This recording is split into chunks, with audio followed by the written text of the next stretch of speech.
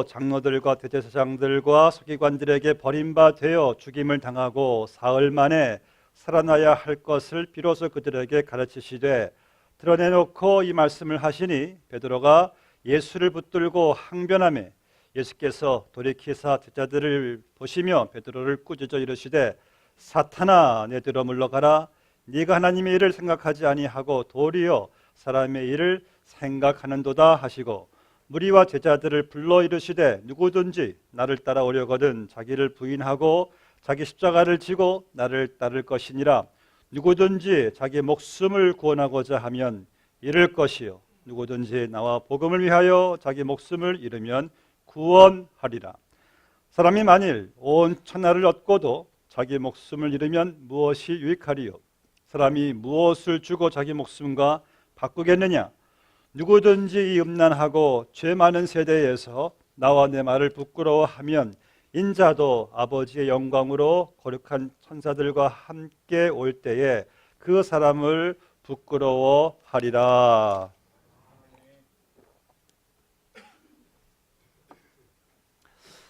성경은 여러분들이 예수님을 믿기 전에 이렇게 묘사하고 있습니다. 이사야서 53장 6절에서 우리는 다 양 같아서 각기 제 갈 길로 갔거늘. 이게 바로 예수 믿기 전에 우리의 상태였습니다. 각기 제 길로, 본인이 좋다고 생각하는 길로, 그 길은 성경 말씀하기를 the path of destruction, 멸망의 길, 심판의 길입니다. 그리고 예수님 없이 각기 제 길로 갔던 우리의 결과 종착점은 바로 영원한 형벌의 길인데요. 지난주에 여러분들 보신 분 계실 거예요. 이 데니엘 홀츠클러라는 29세의 전직 오클라호마 경찰이 이제 관에게 판정을 받는 거예요. 이 29세의 전직 경찰은 미성년자를 포함한 13명을 성폭행한 결과로 징역 263년 선고를 받게 되었어요. 제가 동영상으로 보니까요, 판사가 그 범인의 모든 죄명들을 열거하면서 너는 이 죄는 8년, 이 죄는 30년, 이 죄는 4년, 이 죄는 30년 계속 플러스가 되는데 이 건장한 이 우람한 그 범인의 어깨가 막 경련하면서 오열을 하는 거예요. 저는 그 모습 보면서 참 마음이 딱하면서 제 몸도 오싹하는 것을 느끼게 되었습니다. 만약 우리가 이 세상을 떠나서 하나님의 법정 앞에 섰을 때에 하나님께서 이 땅에 여러분들이 사시는 동안에 말로, 생각으로, 행동으로 지은 모든 죄 하나하나 열거하면서 거기에 따른 하나님이 형을 내리신다면 우리는 과연 몇 년의 형을 받게 될 것인가? 263년, 그것도 엄청난 끔찍한 형인데 성경은 말씀하기를 이 땅에서 지은 모든 죄의 결과는 바로 지옥에서의 영원한 징역이라고 말을 합니다. 그냥 온몸이 저도 전율하더라고요. 그런데 하나님께 너무 제가 감사했어요. 그 모든 죄악을 하나님께서 처리해 주셨는데 아까 여러분들 읽으신 이사야서 53장 6절 말씀, 우린 다 양 같아서 그릇 행하여 각기 제 길로 갔거늘 여호와께서는 우리 모두의 죄악을 그에게 담당시키셨도다. 이 말씀에 너무 하나님께 감사했어요. 아니 내가 받을 그 모든 죄악의 형벌을 하나님께서 예수 그리스도에게 다 담당시키셨도다. 여러분, 그래서 예수 믿는 게 이렇게 중요합니다. 예수님 없이 내가 그 법정에 선다고 생각해 보세요. 내가 저지른 그 모든 죄를 누가 이것을 담당해야 되겠습니까? 그래서 우리는 멸망의 길로 가고 있었는데 예수님 우리를 찾아오셔서 우리의 모든 죄악을 주님 다 담당하시고 주님이 죽으시고 이제는 더 이상 나는 제 각기 길로 가지 않게 되고 예수님과 함께 천국길을 가게 되었다는 사실이 이게 얼마나 할렐루야인지요. 여러분들은 이제 길 대신 예수님과 함께 주님을 따라가게 되었어요. 그 전까지는 우리는 죄와 사망의 주관자 마귀를 따라가고 있었는데 이제 길과 진리요 생명 대신 예수님 따라가게 되었으니 여러분이 얼마나 참 놀랍고 감사한 일입니까? 오늘 이 말씀을 통해서 예수님 따라가는 것이 어떠한 것인가에 대해 깨닫게 되시기를 바랍니다. 먼저 예수님을 따라간다는 것은요, 사람의 일이 아닌 하나님의 일을 생각해야 됩니다. 본문 말씀을 보니까 예수님께서 당신이 어떻게 버림받아서 죽임을 당하고 사흘 만에 살게 될 것을 제자들에게 가르치셨는데 그때 베드로가 예수님을 붙잡고 항변했다 그랬어요. 주님, 결코 no way, 절대 그러시면 안 돼요 하고 주님을 막 그냥 반대를 하는 거예요. 그때 예수님께서 어떻게 베드로를 책망하십니까? 사탄아, 내 뒤로 물러가라. 네가 하나님의 일을 생각하지 않고 사람의 일을 생각하는도다. 예수님께서 참 안타까워하셨어요. 여러분, 3년 동안 예수님을 따라다닌 베드로가 지금 하나님의 일이 아닌 사람의 일을 생각했던 것이었어요. 그럼 무엇이 사람의 일이었습니까? 바로 하나님의 일은요, 이 땅에 보내심을 받으신 예수님께서 우리의 죄를 대신하여 십자가에 못 박혀 죽으시는 건데 베드로는 사람의 일, 즉 예수님의 저 정도의 파워, 능력, 권세라면은 이 로마를 그냥 뒤엎어가지고 예수님께서 이 유대 땅의 왕이 되면은 나는 그 덕에 한 자리 꿰차고 부귀영화를 누릴 것이란 사람의 일을 생각했던 것이었어요. 정말 한심한 제자들의 그런 생각이었죠. 우리도 베드로와 같은 잘못을 행할 때가 참 많습니다. 하나님을 섬긴다고 하면서요, 사실 내 마음속에는 하나님의 영광이 아닌 내 영광을 더 추구합니다. 나의 명예에 더 애착을 가질 때가 있어요. 주의 일을 하다가도요, 우리가 어떤 시험이 들 때 하나님의 일을 생각하고 내가 묵묵히 예수님을 따라가기보다 사람의 일을 더 생각합니다. 그래서 시험에 들어요. 사람의 일을 더 생각하기 때문에 내 마음에 안 든다고 자존심이 상한다고 못마땅하고 인정 못 받는다고 주저앉습니다. 뒤돌아섭니다. 포기합니다. 왜 그럴까요? 하나님의 일이 아닌 사람의 일에도 비중을 두기 때문에. 여러분, 사람의 일이라는 것은요, 하나님의 일이라는 것은 차이가 있어요. 사람의 일은 나를 나타냅니다. 그런데 하나님의 일이라는 것은 예수님을 나타냅니다. 요한복음 6장 28절에서 사람들이 예수님께 이렇게 묻습니다. 우리가 어떻게 하여야 하나님의 일을 하오리까? 예수께서 대답하여 이르시되 하나님께서 보내신 일을 믿는 것이 하나님의 일이니라. 그러니까 하나님의 일이란 것은 바로 하나님이 보내신 예수 그리스도를 믿고 그 예수님을 나타내는 것이란 말씀이에요. 여러분들이 예수를 믿는 자로서요, 예수님과 함께 그분을 따라가는 제자로서 우리는 오직 예수님만을 나타내야 하는 거예요. 가정에서도 우리는 예수님을 나타내야 됩니다. 직장에서 또 사업에서도 예수님을 나타내야 됩니다. 또 여러분들의 취미 활동 속에서도 테니스를 치시든지 골프를 치시든지 거기서도 예수님을 나타내야 됩니다. 또 어느 누구와의 힘든 관계 속에서도 우리는 사랑, 용서, 화평, 오래 참음 등등을 통해서 예수님을 나타내야 하는 게 이게 바로 그 하나님의 일이란 것이에요. 또 여러분들의 생각에 이제 사람의 일이 아닌 하나님의 일만 있게 되시기를 주의 이름으로 축복합니다. 예수님 따라가는 거예요. 또 본문의 34절 말씀 보니까 예수님께서 자기를 따라오는 자들에게 계속해서 권면하시기를 누구든지 나를 따라오려거든 자기를 부인하고 그랬어요. 예, 나를 부인해야지 예수님을 제대로 따라가는 겁니다. 여러분들, 우리가 괴로워하고 힘들어하고 고통스러워할 때 그 이유가 바로 나 때문이라는 사실을 아십니까? 내가 부인되지 않아서 괴로워하는 거예요. 내가 겸손하지 않아서 그래요. 내가 교만해서, 내가 욕심이 많아서, 내 자존심 때문에 주로 우리가 많이 힘들어합니다. 예수님 따라가는 것도 마찬가지예요. 예수님 따라가는 일에 있어서 가장 큰 걸림돌은요, 환경도 상황도 누구 때문도 아니라 바로 내가 나의 가장 큰 걸림돌이란 말씀이에요. 여러분, 현대인들의 가장 큰 우상이 뭔지 아십니까?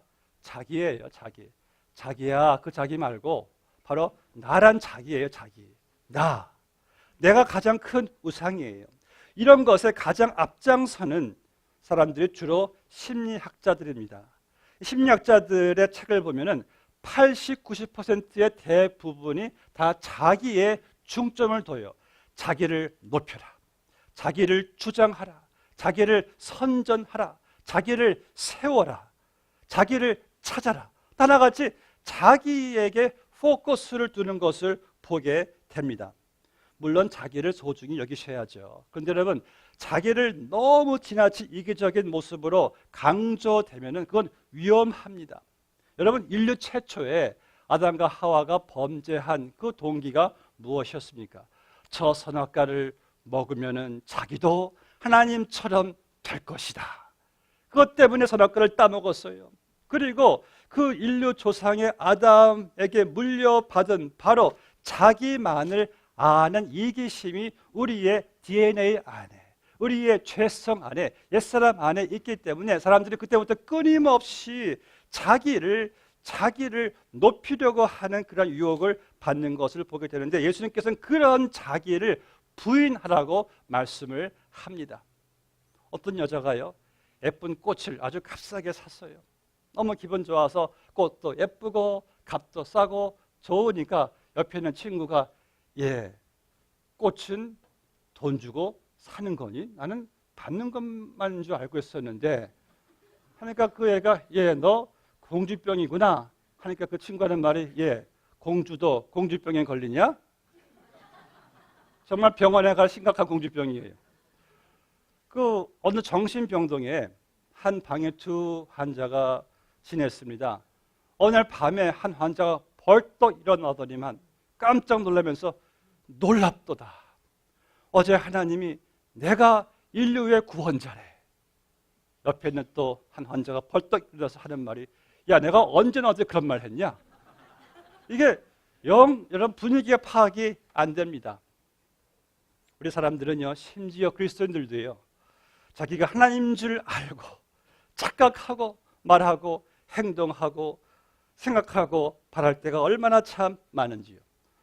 오늘 본문 말씀에서 예수님께서는 자기를 부인하라 라고 말씀하셨을 때, 그럼 어떻게 이 이기적이고 교만한 자기를, 늘 자기를 숭배하려고 하는 그 욕구가 강한 자기를 부인할 수가 있을까요? 여러분들의 그 신앙 고백이 확실하다면은 저절로 해결됩니다. 본문의 29절 말씀을 보시면은 예수님께서 제자들에게 물어보세요. 너희는 나를 누구라 하느냐? 베드로가 대답하여 이르되 주는 그리스도이시니이다. 주님께서 기뻐하세요. 베드로야, 네 고백은 너에게 온 것이 아니다. 주님 기뻐하세요. 베드로가 주는 바로 You are the Lord, 나 주인이라고 고백을 하셨잖아요.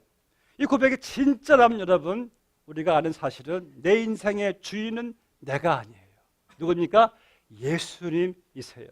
물론 여러분들 예수님 만나기 전까지는 내가 내 인생의 주인이었습니다. 그런데 예수를 믿고 난 후부터는 주인이 명예 이전됐어요. 주인이 바뀌었어요.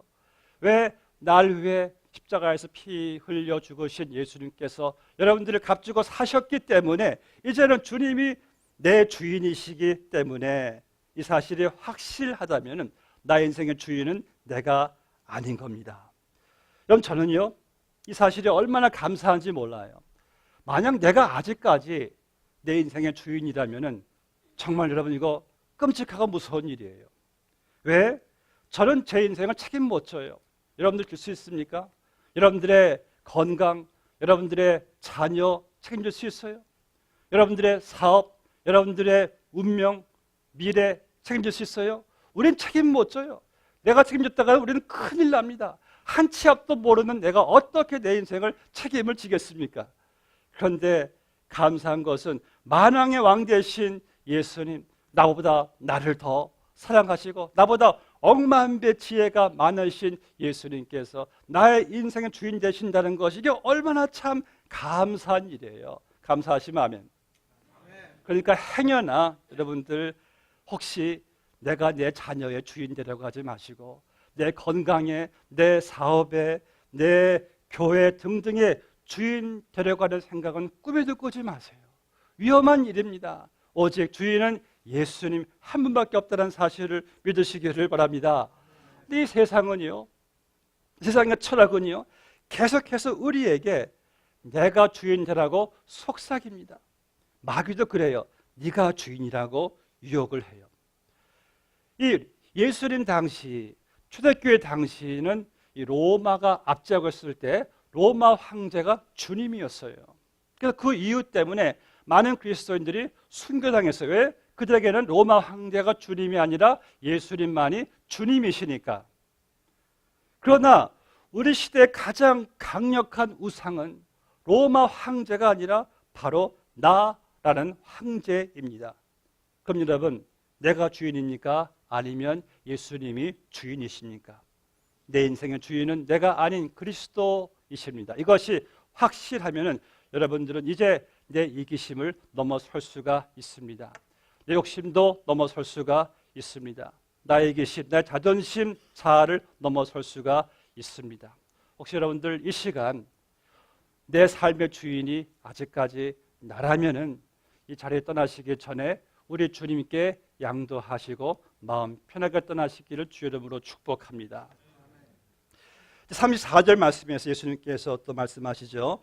누구든지 나를 따라오려거든 자기를 부인하고, 다음에 말씀하시기를 자기 십자가를 지고 나를 따를 것이니라. 이 말씀 들었을 때 제자들에게 뻥 충격이 온 거예요. 아니, 예수님만 따라가면은 한 자리 할 줄 알았는데, 아니 십자가를 지라? What's that? 이런 십자가는요, 그 당시 말만 들어도 온몸이 그냥 오싹하는, 정말 이 로마 철학자 시세로가 한 말대로 인류가 만든 가장 잔인한 사형틀이에요. 예수님께서는 그거를 지고 자기를 따라오라고 말씀했을 때 보통 충격이 아니었어요. 제자들에게는. 십자가를 지고 나를 따를 것이니라. 이것은 엄청난 커스트입니다. 엄청난 프라이스예요.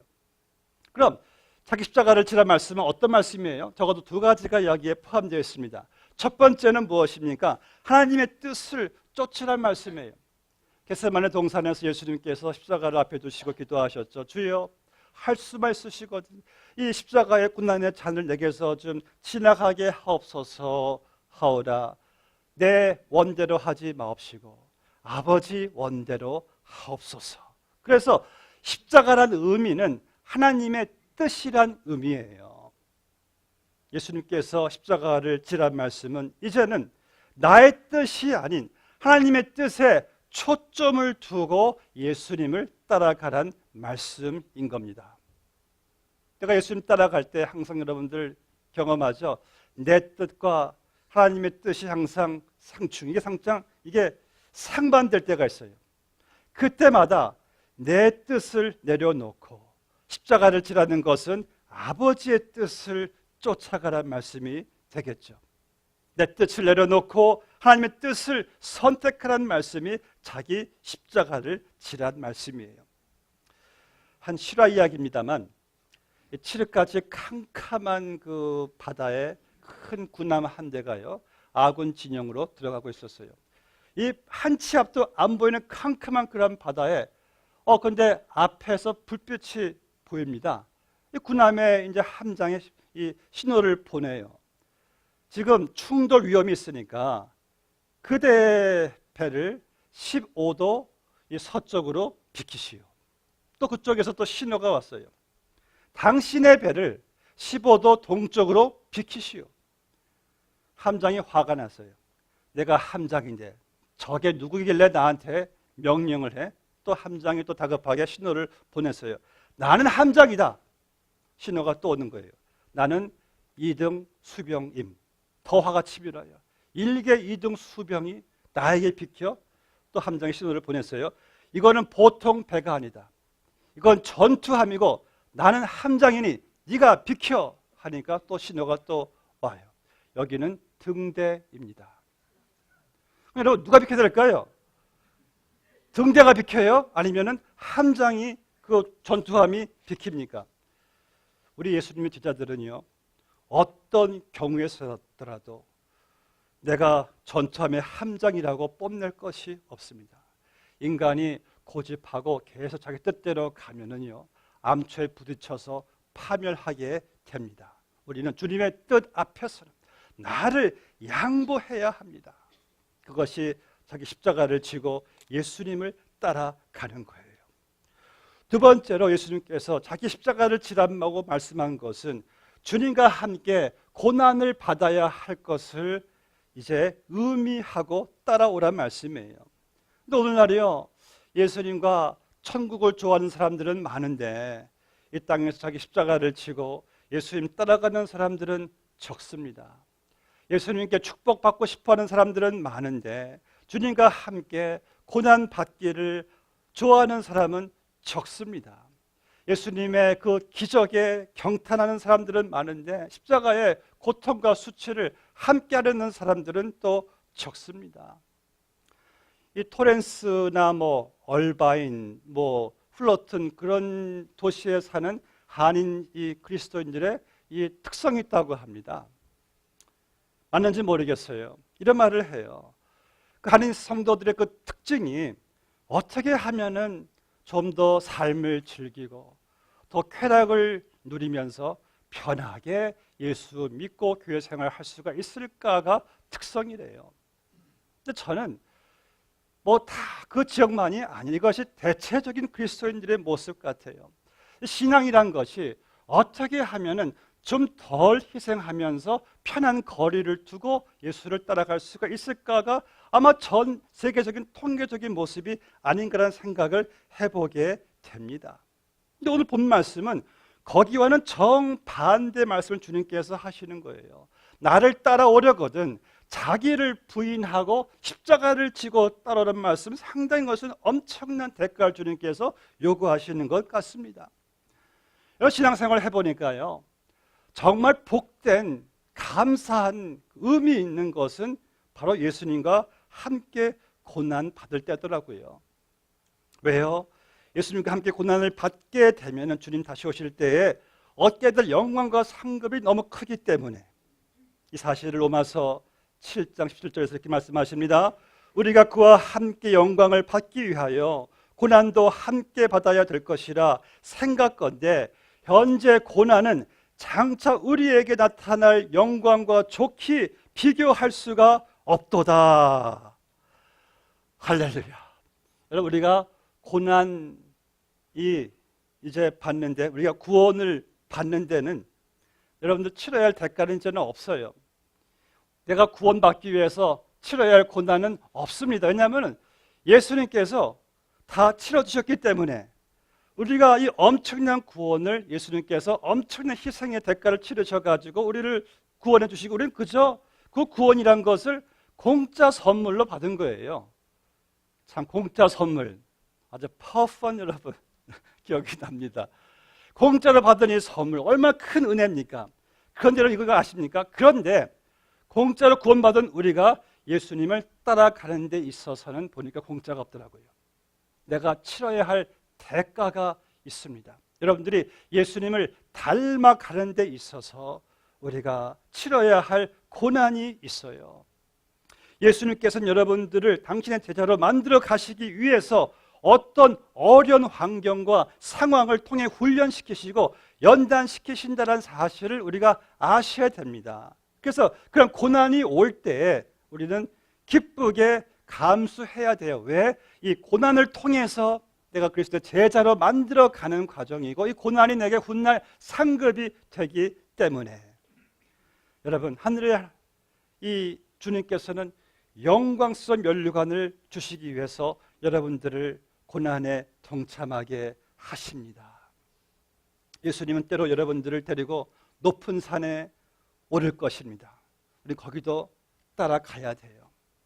또 예수님 때론 여러분들을 베드로처럼 그 갈릴리 풍랑의 한 바다의 복판으로 우리를 또 주님께서 데리고 가실 겁니다. 우린 거기도 예수님과 함께 따라가야 됩니다. 어디든지 주를 따라 주와 함께 가려네. 사랑하는 여러분, 십자가 없는 영광은 없습니다. No cross, no glory. 이제 훗날 예수님 여러분들 만나는 그날에 주님께서 여러분들이 지고 오신 그 십자가를 주님께서 수고했구나 하면서 우리를 십자가 대신 영광의 면류관으로 크신 상급으로 바꿔두실 거예요. 그런데 십자가가 무겁다 하여, 이것이 고난이 싫다 하여, 희생하는 삶이 싫다 하여, 주를 위해 치를 대가가 싫다 해서 십자가를 내가 거절하고 주님을 만난다면은 우리가 그 예수님을 어떻게 바라볼 수가 있을까요? 우리를 두렵게 하는 말씀이 38절에 있네요. 누구든지 음란하고 죄 많은 세대에서 나와 내 말을 부끄러워하면 인자도 아버지 영광으로 거룩한 천사들과 함께 올 때에 그 사람을 부끄러워하리라. 우리가 예수님을 부끄러워하고 십자가를 부끄러워하고 내가 질 십자가를 이 음란하고 죄 많은 세대에서 부끄러워한다면 우리 주님 다시 영광 가운데 오실 때에 그러한 우리를 부끄러워하시겠답니다. 전 여러분들이 내가 지는 십자가를 부끄러워하지 마시고 영광으로 여기시고 달게 지시기를 주의 이름으로 축복합니다.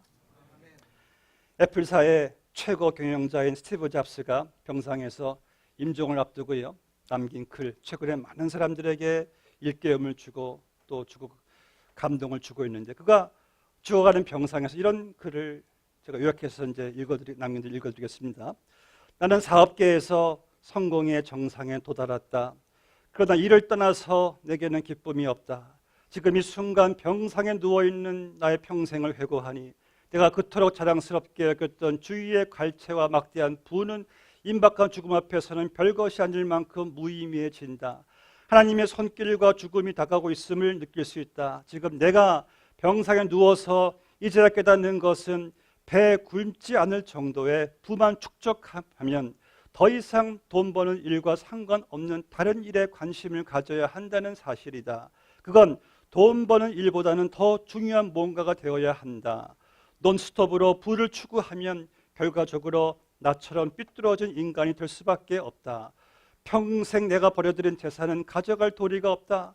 바로 지금 당신의 삶의 어느 단계에 있든지 언젠가는 막이 내리는 날이 반드시 온다. 저는 스티브 잡스의 다음 같은 말이 참 재밌어서 좀 잠깐 웃었습니다. What is the most expensive bed in the world? Sick bed. 이 땅에서 가장 비싼 침대는 무슨 침대입니까? 바로 병석, 병상이래요. 왜? 그 병석에서 그때야 비로소 인생의 귀중한 가치를 알게 되니까. 자기는 그 sickbed에서 다 잃어버린 상태에서나 알게 되었다는 말씀이죠. 이런 사람들이 왜 항상 잃어버린 다음에서나 깨닫게 될까요? 왜 병석에 있어서나 그런 진리를 깨닫게 될까요?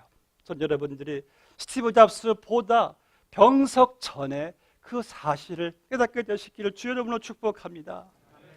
우리 인생의 마지막 막을 내릴 때가 곧 올지인데 우리는 이 땅에 살아갈 때 정말 가장 후회 없는, 가장 보람 있는, 영원히 빛나게 될 오늘 설교 제목처럼 예수님을 따라가는 인생 되시기를 바랍니다. 말씀 맺겠습니다. 미국 어느 교회에 그 본당에 가보시면 거기는 큰 십자가가 2개가 있습니다. 저희처럼 뒤에 십자가가 이렇게 하나 똑바로 걸려 있어요. 그럼 교우들 예배를 드리면서 이 십자가에서 예수님 치르신 희생을 보면서 기념하면서 감사 예배를 드립니다. 근데 이들이 예배 마치고 나갈 때 십자가가 또 하나 뒤에 또 걸려 있는데 그 십자가는 똑바로 세워지지 않고 기울어져 있어요.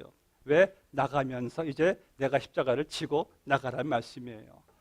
여러분들 오늘날 교우들은 참 많지만은 얼마나 많은 교우들이 십자가를 지고 성전을 떠날까요? 전 여러분들이 오늘 예수님께서 도전하신 말씀처럼 이제 예수님을 나의 주인으로 삼고 그분의 뜻을 추구하며 그 뜻이 이루어지는 나를 부인하는 그런 복된 삶이 여러분들 삶 가운데 펼쳐지시기를 주의 이름으로 축복합니다. 함께 기도하시겠습니다. 아버지 하나님 감사합니다.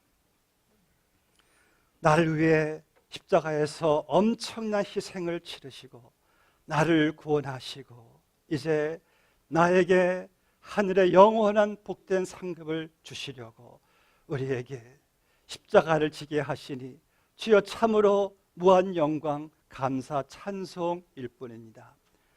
그런데 더 감사한 것은 그 십자가를 나 홀로 지는 것이 아니라 우리와 함께 져주시는 주님 감사합니다. 주여 이제 우리의 인생이 아버지 하나님 주인이 오직 예수님이시오니 우리 주인 되신 주님의 뜻을 쫓아갈 수 있는 제자도의 삶이 되게 하여 주시옵시고 우리의 삶을 통해서 이제는 나의 뜻이 아닌 주님의 뜻이 이루어지기를 원합니다. 우리가 찬송 부르듯이 어디든지 주와 함께 가려 하네. 우리의 그 찬송이 우리로 하여금 편리한 신앙, 어떤 축복만을 바라보는 것이 아니라 축복과 함께 주님과 함께 당할 고난도 동시에 볼 수 있는 안목을 우리에게 허락하여 주시옵소서. 주와 함께 갈 수 있는 인생 참으로 감사를 드리오며 예수님의 이름으로 기도드리옵나이다. 아멘.